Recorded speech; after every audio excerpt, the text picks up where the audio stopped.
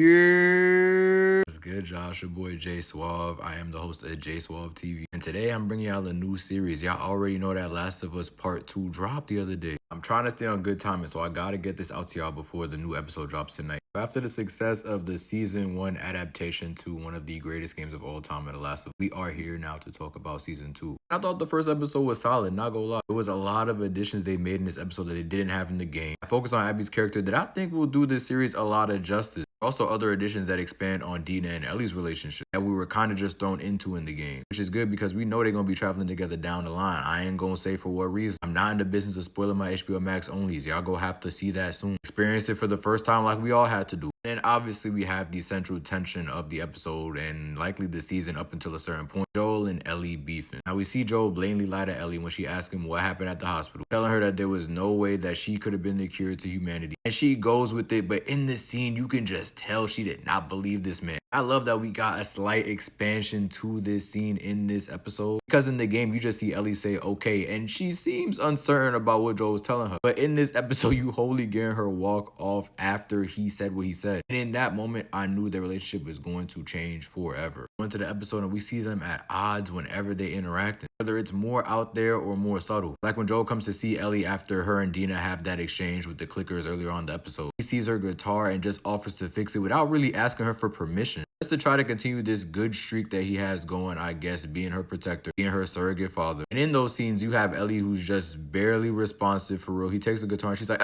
like a whatever kind of response. Like, it is what it is. I'm gonna do what he want to do. But then later on in the party, when Joel socks that homophobe and asks Ellie if she's okay, she says, I don't need your help for nothing. And I was like, damn, I felt that. You can tell she had all that pent-up rage within her, stored up throughout the episode, biding her time until the end. That's how you write tension in your story, y'all. Y'all take note. It is so bad. We even see Joel going to therapy for his relationship with Ellie. We didn't see none of this in the game. He tells the therapist he's confused as to why Ellie's feeling how she's feeling towards him. All he's ever done was save her life. But the therapist knows he's leaving something out. And the therapist got beef with Joel too. Apparently, he had to kill her husband. Might have been right in her face too. The animosity in her tone when she's talking to Joel is straight beef. But I do see them having a more working relationship now that she's gotten that off of her chest and moving forward. She basically responds to Joel like, listen, if you're not going to tell me everything that happened, then there's no point in us having these sessions. And also, you're not her pops for real. You saved her. Okay, yeah, what, you want a cookie? We see Joel can't really get into exactly what happened at the hospital, and it's just sad to see because we know he did what he needed to do to protect Ellie, but we also know what Ellie wanted. Whether or not she really could have been the cure, she knows she wanted to put her life on the line to at least have humanity have that chance. And now that it's robbed from her, she kind of feels useless in a way. She's still outside doing stuff though. We see her traveling with Dina and the others, go scavenge or whatever. I don't know what they're doing, but they go outside. They're telling them about the warnings of going outside, when to use protocol. Ellie and Dina go out there, they don't care. They're about to go scavenge in this building by themselves. And that confused me too, because why would y'all just let them go in by themselves? Even if they being stubborn, I guess you can't make nobody do what they want to do, but isn't the goal for all y'all to make it back? How is letting them go in by themselves doing anything for y'all? I guess they're experienced. Y'all should be experienced too. Stop being pussy and going with them. Y'all roll together, y'all go leave together. When they go into this building now, we really see Dina and Ellie's relationship continue to expand. They out here making goofy faces at each other. The dialogue between them when they're on the horses. She's asking her if she has a date to go to the dance. She's assuming that she's gonna go with Jesse. But Dina's like, nah, we broke up again. Whole time really we on a break for real. Which gives Ellie an opening to take Shorty out to the dance later. She doesn't ask, but they end up dancing anyway. This is when Joel punches the dude because he's like, yo, this is a family event. Y'all get it. But it was really good to see how much Dina and Ellie are willing to ride for each other in this episode, especially when Ellie's getting jumped by the clicker later on. She gets bit, but Dina doesn't see it because she doesn't know that Ellie is the cure right now. Potential cure, I guess we'll never really know at this point. Unless they make that part 3, Naughty Dog, we're still waiting on it. Also see Ellie experiencing a new kind of clicker in this episode. The Stalkers, I think. Good to see the show branch into that, like seeing these characters experience these new forms of clickers for the first time. And having them relay this information back to the camp. They have a whole council meeting about they run. Where Dina and Ellie are letting Tommy and his wife and the rest of the council know exactly what they experienced outside. Obviously leaving out information. Ellie doesn't tell them that she got bit. And Dina's really just going with Ellie's story because she got there after the events of what Ellie did to this clicker. But overall, it's some pretty accurate information that they given with some things left out. And I think it does a good job of going back earlier on to the episode where we see Tommy and Ellie going out hunting or whatever. But obviously Joel doesn't like the idea of Ellie being out there. So Tommy has to lie to Joel. He asks if he went out there by himself or not. I don't know if it's the fact that Joel doesn't like Ellie being out there. Obviously he doesn't want to risk losing her, but he also knows how capable Ellie is.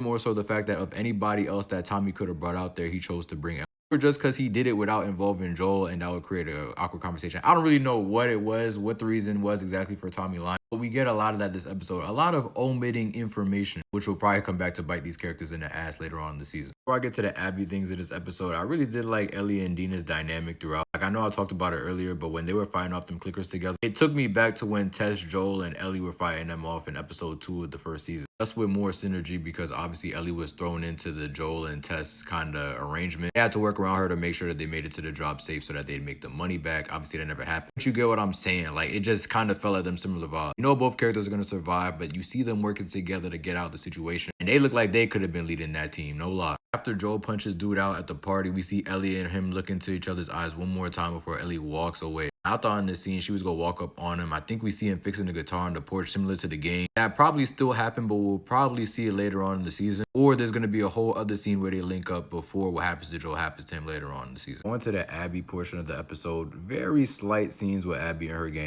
When we first see her and her gang is right after Joel does what he does to those in the hospital, murdering all them people, including one being Abby's pop. So she's not going for that. The rest of the group are trying to rationalize everything that happened. But Abby already knows that she's about to be on BT and become a demon. Shit was written for her. She lost her pops. It's up after this. With the okay from her main man, whose name I'm forgetting at this point in time. They plot a quest to take out Joel and everybody that he loves. Alright, that last part was cap. Mainly just take out Joel. We see at the end of the episode, they're getting closer and closer to his location. So it should be up very soon. I'm not looking forward to that scene at all. If you know, you know. And another conversation I want to have. Everybody's so mad at Bella Ramsey not looking like Ellie. And yeah, the actress playing Abby looks a lot more like Abby than the actress playing Ellie. But why y'all not mad that Abby don't got muscle? Is everything gotta be a one-to-one? Nah, why she not brought? I don't hear nobody complaining about none of that. But Bella Ramsey, who has a whole season in an episode proving that she could play a good Ellie, is getting all this heat. Y'all be tripping, man. Very solid first episode back into the world, though. I'm not gonna lie. The additions and the way that they're adapting the game right now, I can't see how this season doesn't end up being a banger. I'm not the biggest fan of the two-part season system, but I do like that this season is seemingly being split into 2 parts because that gives them boys even more time to make a third Last of Us game that could be adapted later on for our viewing pleasure. I give this first episode an 8.5 out of 10. It was definitely good to be back in the world. Love the additions. Love seeing Abby as early as we did. Get more context on her rage and her motivation. Seeing Dina and Ellie's relationship develop, having her and Joel go at it. It's all perfect setup for what's to come later on in the season, and I'm excited to see it. But with all that said, though, y'all leave your thoughts in the comments on the episode. Do you like the new additions? What do you expect to happen throughout the season? Do you think we got another banger on our hands with season 2? That's all I got for y'all for this video, though. I'll be your host, J Suave. Hope you've been entertained,